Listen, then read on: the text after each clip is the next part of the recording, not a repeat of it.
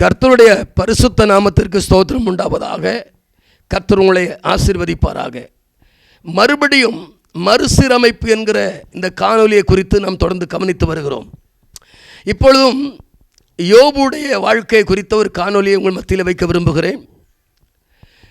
யோபு 19ஆம் அதிகாரம் 25ஆம் வசனத்தை நான் வாசிக்கிறேன். என் மீட்பர் உயிரோடு இருக்கிறார் என்றும் அவர் கடைசி நாளில் பூமியின் மேல் நிற்பார் என்றும் நான் அறிந்திருக்கிறேன்.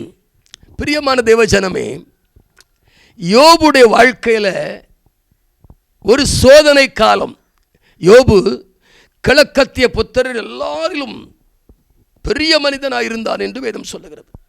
ஒரு நாள் கர்த்தர் யோபுவை குறித்து சாத்தானோடு கூட பேசுகிறார். என்ன பேசுகிறார்னா, சாத்தானை பார்த்து கேட்கிறார், சாத்தானே நீ எங்கிருந்து வருகிறாய் என்றால், அவன் நான் உலகம் எல்லாம் சுற்றி வருகிறேன், பூமி எங்கும் சுற்றி வருகிறேன் அப்படின்னு சொல்லும் பொழுது அவர் சொல்ல, என் தாசனாகிய யோபு மேல் கவனம் வைத்தாயோ, யோபுவின் மேல் கவனம் வைத்தாயோ. அவன் உத்தமன், சன்மார்க்கன், பொல்லாப்புக்கு விலகி ஓடுகிறவன், தேவனுக்கு பயப்பட அவனை போல ஒருவன் பூமியில் இல்லை என்று சொன்னும் பொழுது இதை யோபுடத்தில் கர்த்தர் கேட்கல. ஆனால் சாத்தானோடு கூட பேசி கொண்டிருக்கிறார்.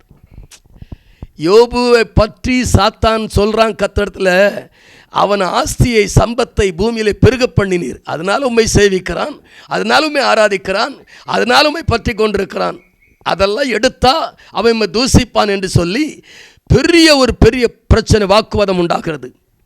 அப்போ அவன் சொல்கிறான், நீர் அவனை என்ன செய்யும், என்கிட்ட ஒப்படையும், அதுக்கப்புறம் தூசிக்கிறானா துதிக்கிறானான்னு பார்ப்போம் அப்படின்னு சொல்லி.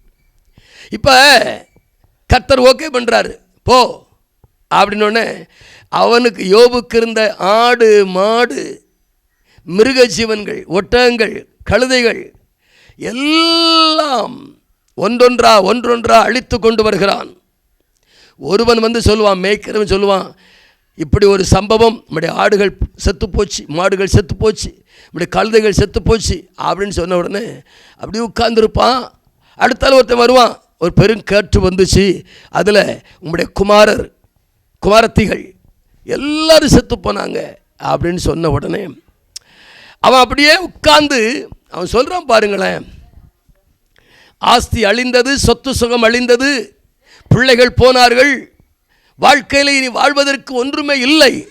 யாருக்காக வாழணும்? பிள்ளைகளுக்காக வாழ்ந்த காலங்கள் போய், குடும்பத்துக்காக, வேலைக்காரருக்காக, வேலைக்காரிகளுக்காக வாழ்ந்த காலங்கள் போய், எல்லாம் போய்விட்டது என்று சொல்லி அப்படியே துக்கித்து உட்கார்ந்திருக்கிறான்.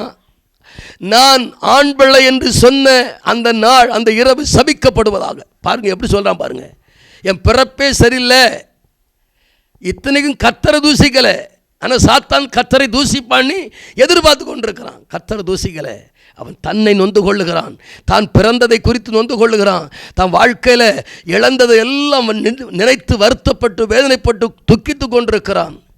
அப்போது சொல்லுவான், கர்த்தர் கொடுத்தார், கர்த்தர் எடுத்தார், கர்த்தருடைய நாமத்திற்கு ஸ்தோத்திரம் உண்டாவதாக என்று சொல்லி அமர்ந்து இருந்தான். பிரியமான தேவஜனமே, நெருக்கங்கள், போராட்டங்கள் எல்லாம் தேவனால் தெரிந்து கொள்ளப்பட்ட ஒரு பரிசுத்தவானுக்கு வரும் பொழுது, வருத்தங்கள் வரும் பொழுது, வேதனை வரும் பொழுது சொல்ல வேண்டிய ஒரு காரியம் என்ன தெரியுமா? கர்த்தர் கொடுத்தார், கர்த்தர் எடுத்தார், கர்த்தருடைய நாமத்துக்கு ஸ்தோத்திரம். உங்களால் சொல்ல முடியுமா?